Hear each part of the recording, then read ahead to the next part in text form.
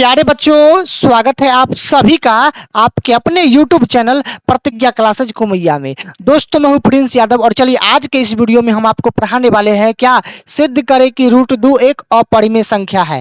हालांकि आप class 10th के बच्चे हैं, लेकिन आपके पास बुक की संख्या ज्यादा है। यहाँ पर देख रहे होंगे NCERT, लुसेंट, केसी सिन्हा, जिसको हम लोग बोलते हैं स्टूडेंट फ्रेंड्स के नाम से, RS अग्रवाल, भारती भवन वाली बुक, यानी आपके पास किसी भी बुक है या आप किसी भी बुक से तैयारी करते हैं, फिर भी प्यारे बच्चों आपको एक ना एक सिद्ध करने वाला प्रश्न आपको एग्जाम में बनाना ही पड़ेगा, क्योंकि एग्जामिनर एक प्रश्न हर हाल में डाल देता है। आप जानते हैं कि मैथ्स का पेपर जो है ना 100 अंक का होता है, तो बाबू 100 अंक में जो है ना आपका सिद्ध करने वाला प्रश्न 3 नंबर में पूछ दिया तो आपके पास बचा कितना, टोटल 97, यानी कितना प्यारे बच्चों, 97 नंबर।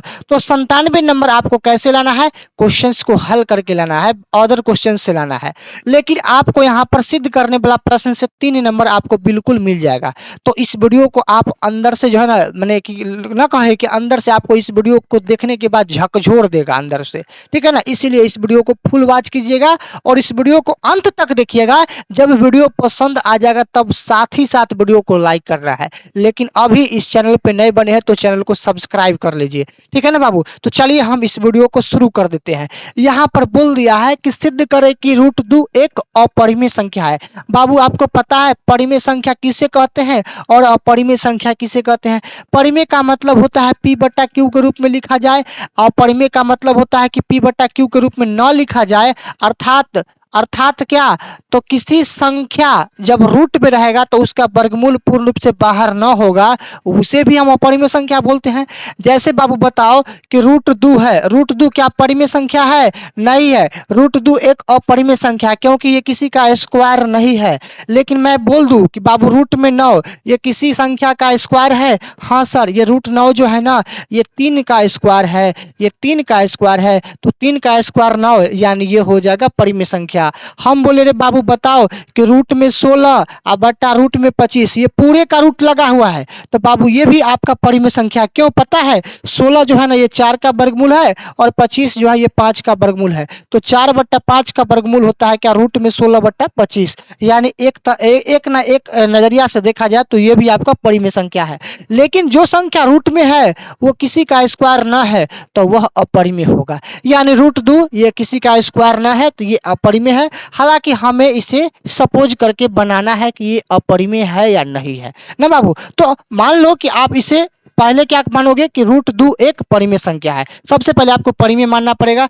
जब भी आप एग्जामिनेशन हॉल में इन करेंगे आपके पास पेपर मिलेगा, यानी प्रश्न पत्र मिलेंगे, तो आप सबसे पहले लिखना बाबू क्या, सॉल्यूशन ना, सॉल्यूशन, यानी एग्जामिनर खुश होगा कि बाबू यहाँ से जो है ना प्रश्न को हल करने का चालू किया है। तो सबसे पहले बताओ कि सिद्ध कर रहे कि रूट 2 एक अपरिमेय संख्या है। तो आप यहाँ पर लिखना माना कि रूट 2 एक परिमेय संख्या है, एक परिमेय संख्या है, एक परिमेय संख्या है। सिद्ध करें कि रूट 2 क्या है बाबू, एक परिमेय संख्या है। लेकिन आप इसे याद रखना बाबू क्या, जहां P और Q क्या है, एक पूर्णांक है या एक सह अभाज्य संख्या है, कोप्राइम नंबर है, आप उसे भी लिख सकते हो ना, वो आप पे डिपेंड करता है। हम यहाँ पर लिख दिए जहां P और Q क्या है, एक पूर्णांक है या एक सह अभाज्य संख्या है। आप जानते हैं कि ये क्या होता है sir, Q not equal to 0 होता है। यानी बाबू Q जो है ना 0 से बड़ा नहीं होगा, Q जो है 0 से बड़ा नहीं होगा, ठीक है ना।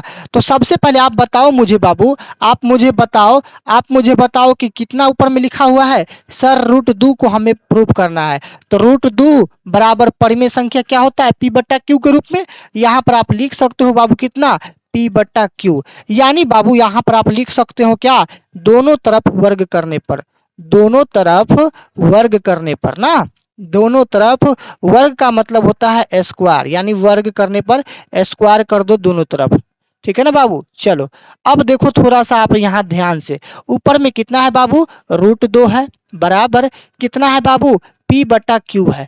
आप जानते हैं दोनों तरफ का मतलब दोनों साइड का क्या करना पड़ेगा, स्क्वायर करना पड़ेगा, स्क्वायर करना पड़ेगा। और आप ये भी जानते हैं, आप ये भी जानते हैं सर, आप ये भी जानते हैं, क्या जानते हैं कि स्क्वायर से अगर रूट कैंसिल हो जाता है तो कितना बचेगा सर, 2 बचेगा। और बराबर P/Q का होल स्क्वायर करेंगे तो ये हो जाएगा बाबू P² और बट्टा बनेगा आपका Q²। बनेगा ना सर, हाँ सर ये तो बनेगा, ये बिल्कुल बनेगा। तो आप यहाँ पर कह सकते हो सर, क्या कह सकते हो कि सर Q² को अगर 2 से क्रॉस मल्टीप्लिकेशन कर दे तो ये हो जाएगा हम लोग का कितना, 2Q² बराबर कितना हो जाएगा सर, बराबर हो जाएगा आपका P²। इसे आप प्रमेय 1 से शो कर दो, यानी इक्वेशन 1 से शो कर दो, ठीक है ना। तो आप कह सकते हो सर, आप कह सकते हो यहाँ पर P² को 2 विभाजित करेगा तो P को भी क्या 2 विभाजित करेगा। तो आप यहाँ पर डाल सकते हो, आप यहाँ पर बाबू डाल सकते हो, क्या डाल सकते हो कि P² 2 से विभाज्य है या विभाजित है, विभाज्य है, विभाज्य है तो P भी 2 से क्या होगा, विभाज्य होगा। P भी क्या होगा बाबू, 2 से विभाज्य होगा।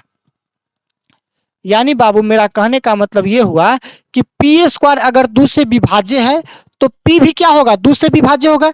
जैसा कि आप यहाँ पर देख सकते हो P² अगर 2 से विभाज्य है तो P भी 2 से ही विभाज्य होगा, ठीक है ना। अब क्या करेंगे, पुनः पुनः प्यारे बच्चों, पुनः यानी दूसरा स्टेप में पुनः हम क्या करेंगे बाबू रे, यहाँ पर ध्यान देना। मान लिया कि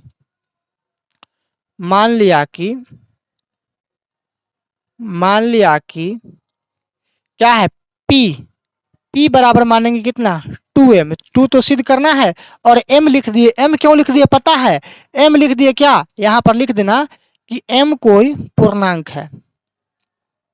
m कोई क्या है बाबू, m कोई पूर्णांक है। m कोई क्या है, m कोई पूर्णांक है। इतना चीज आपको लिख देना पड़ेगा। आप जानते हैं सर ये क्या है, P बराबर क्या है सर, P बराबर यहाँ पर 2m है, P बराबर क्या है, 2m है। यहाँ लिख दो दोनों तरफ वर्ग करने पर, या आप नीचे में लिख दो, दोनों तरफ वर्ग करने पर, दोनों तरफ वर्ग करने पर, दोनों तरफ वर्ग करने पर, वर्ग करने पर, ठीक है ना। तो आप बताओ सर, क्या बताओ कि सर यहाँ पर P ना है तो P का वर्ग कर देंगे, और यहाँ पर कितना है सर 2m है तो सर 2m का क्या कर देंगे, वर्ग कर देंगे ना। तो आप मुझे एक बात ये बताओ कि सर P का वर्ग क्या होगा, P² ना, और बराबर 2 का स्क्वायर क्या होगा, 4 हो जाएगा, और ये हो जाएगा m²।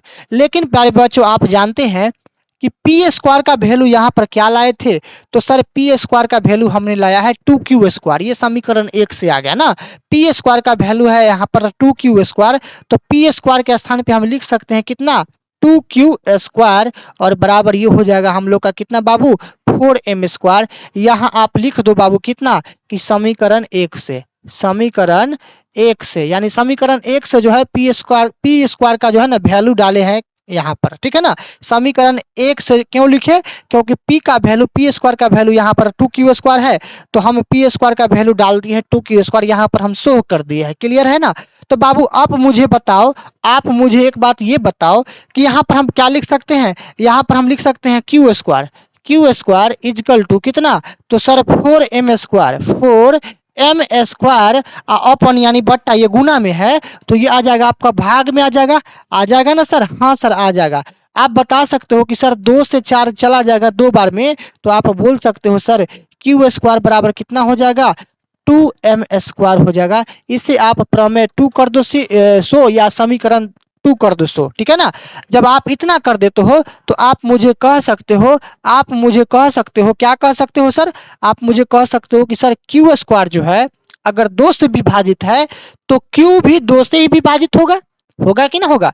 तो आप यहाँ पर निष्कर्ष लिख सकते हो कि अगर Q² 2 से विभाज्य है 2 से विभाज्य है, 2 से विभाज्य है तो क्यू भी 2 से ही विभाज्य होगा, 2 से ही विभाज्य होगा, या ही नहीं लिखिए, 2 से विभाज्य होगा, 2 से क्या होगा बाबू, विभाज्य होगा या विभाज्य है। ठीक है ना। आप क्या लिखना कि क्यू स्क्वायर अगर 2 से विभाज्य है तो क्यू भी क्या होगा, 2 से ही विभाज्य होगा। लेकिन प्यारे बच्चों आपको यहाँ पर आपको क्या करना पड़ेगा पता है, यहाँ पर थोड़ा सा आपको कल्पना करना पड़ेगा। क्या करना पड़ेगा बाबू, यहाँ पर थोड़ा सा आपको ना कल्पना करना पड़ेगा कि चूंकि P और Q दोनों 2 से विभाज्य है, चूंकि P और Q दोनों जो है 2 से विभाज्य है, यह तथ्य विरोधाभास है, यानी यह तथ्य विरोध करता है, यह तथ्य विरोध करता है क्योंकि P और Q जो है, P और Q में एक के अतिरिक्त कोई उभयनिष्ठ गुणनखंड न है। यह विरोध करता है क्यों पता है, क्योंकि यहाँ पर इसका जो है ना 2 उभयनिष्ठ गुणनखंड है, लेकिन हमें कहा गया है कि P और Q में जो है एक के अतिरिक्त कोई उभयनिष्ठ गुणनखंड नहीं होना चाहिए, लेकिन एक से ज्यादा न है 2, तो यह जो है ना विरोधाभास हो गया, यानी यह विरोध करता है। तो हम कह सकते हैं इसीलिए हमारी मान्यता गलत है। गलत क्यों है, क्योंकि एक के अतिरिक्त 2 न आ गया, इसलिए यह विरोधाभास हो गया, यानी हमारी मान्यता गलत है। अतः √2 एक अपरिमेय संख्या है। बस बाबू इतना कर दो, आपको बोर्ड एग्जाम में ना बउआ जी आपको 3 नंबर कोई नहीं बख्शेगा, 3 नंबर आप प्राप्त कर सकते हो। ठीक है ना। तो चलिए यह वीडियो कैसा लगा आप मुझे एक बार फीडबैक बताना कि हाँ सर इस वीडियो के माध्यम से मैं आपसे बहुत खुश हूँ, और इस वीडियो के माध्यम से मैं आपका वीडियो अभी से लगातार एक एक वीडियो को मैं वॉच करूँगा। चलिए बाबू तो रहने देते हैं यहीं तक, फिर मिलते हैं किसी और आने वाले अगले वीडियो में। तब तक के लिए सभी को जय हिंद, लव यू।